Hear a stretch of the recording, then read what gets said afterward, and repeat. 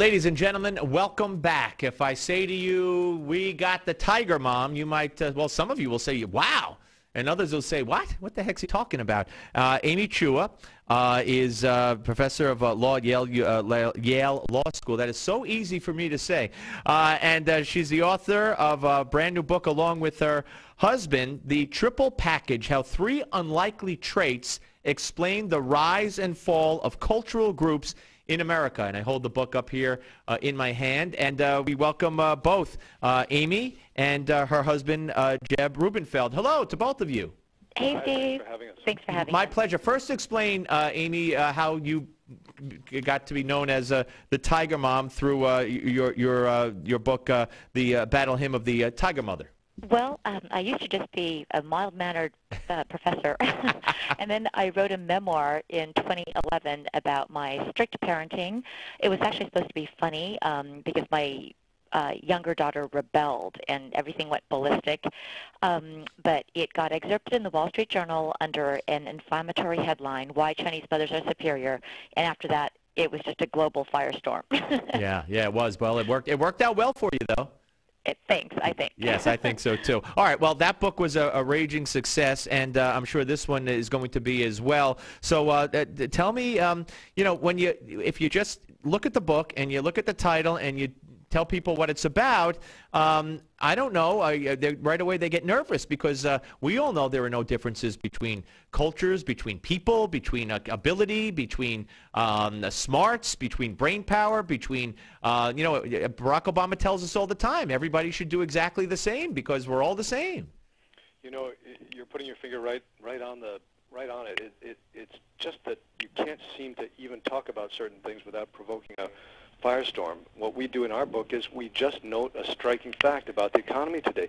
Okay, tough economy, shrinking opportunity, but there are groups where you just see people rising, people experiencing rates of upward mobility far in excess of the national average. And we said to ourselves, look, why be afraid? Let's look at these groups. Let's see what's going on. Let's look behind the curtain, see what's going on in the families, in the culture, and see if we can identify what it is that's allowing them and allowing their children to do better. And we think we've figured it out because these groups share these qualities in common, and that's what our book's about. Well, great. Well, Amy, start us off. There are three of these traits that are considered unlikely by you, and right in the title of the book. So give us the first one. Great. So they're actually pretty. They almost seem contradictory. The first is a sense of exceptionality, that you're special in some way, and that can come from, just a parent or belonging to a group or a family. And it could come from a president who would make a speech touting American exceptionalism. And if a kid or someone happens to hear it, but you're not going to hear that in this administration. I'm sorry, I threw my politics in there, but go ahead. Right. I mean, actually, America was built on this sense of exceptionalism, that we had a better system, and the second quality is interesting. It's seemingly the opposite. It's a dash of insecurity. That is this need that, you're not quite your best yet. You still need to prove yourself. You haven't done enough yet. And again, America, we were always the underdog.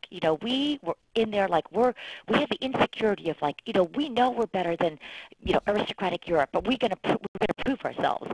And it's a combination of that exceptionality with also a little bit of insecurity that creates this drive. And the third is impulse control, which is discipline and grit and the ability to persevere. All right. Well, Jed, who does best? I mean, you looked at the statistics and you came up with answers. Obviously, you found the groups and you found what they had in common. So who takes advantage of these? Who has these characteristics? Well, let me first say, there are literally dozens of groups outperforming the national average. We tried really hard to be systematic and look at the top ones, and there are some just amazing facts that just blow you away when you start looking at them. So Indian Americans, for example, are earning almost double the national average. Mormons, I mean, you could not find a Mormon on Wall Street or in a corporate boardroom about 30 years ago. Today, they are CEOs, CFOs of some of the most important American corporations. Jewish Americans, Persian Americans, and you know what's interesting? Cuban Americans rose in one generation after 1959 when Castro kicked so many of them out in Miami to really a remarkable level of occupational success. That is so great to hear because they are some of the most patriotic Americans that exist. And their story really deserves to be told because their parents came with so little, because Castro had taken almost everything away from them, and they were working 3 jobs to support their kids. They were living 12 people in an apartment in Miami. They had to face signs saying no dogs, no Cubans.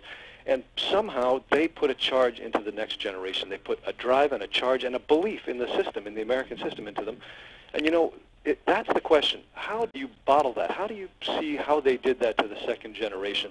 And that's what we're trying to do in this book, because we think, you know, lots of people can do it. It doesn't matter if you're from one of these groups. Right. Well, that's what I was. You took my next question, which I'll forgive you for. And Amy, that was my next question. How do you spread this, obviously through your book, the triple package? But you know, how do you get this into the groups that aren't doing as well? Well, that's why it's been so painful, because there's been this big politically correct, you know, they can't talk about this. They're saying some groups are superior.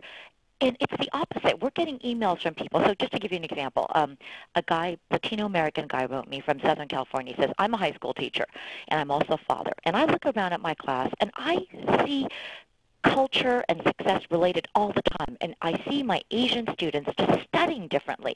They have different expectations. So I told my own son, do everything they're doing. We're going to do it like that. And now my son is a straight-A student.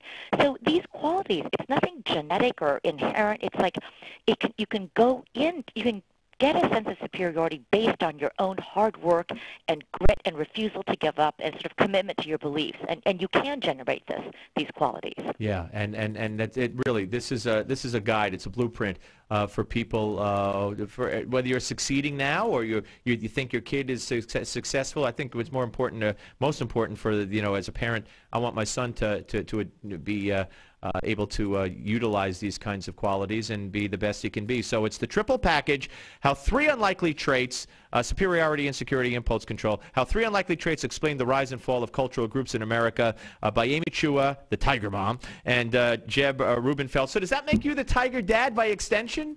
Yeah, I'm afraid it does. I tried to resist the title, but there it is.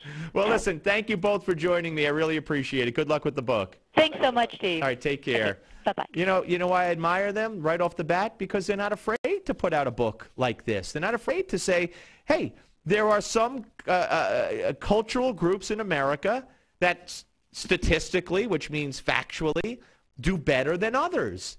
And there's nothing wrong in trying to find out why. Now, Barack Obama will tell you it's because the other groups, you know, racism and thisism and thatism. Well, why is there no racism against Indian Americans? Why is there no racism against Mormons? Why, or bigotry against Mormons or Jews? Certainly there's bigotry against everybody. You got, I admire them right off the bat because they're not afraid to take this on. All right, folks, when we come back, taking on the weather. I just made that up. What a transition. On the Steve Malzberg Show on Newsmax TV.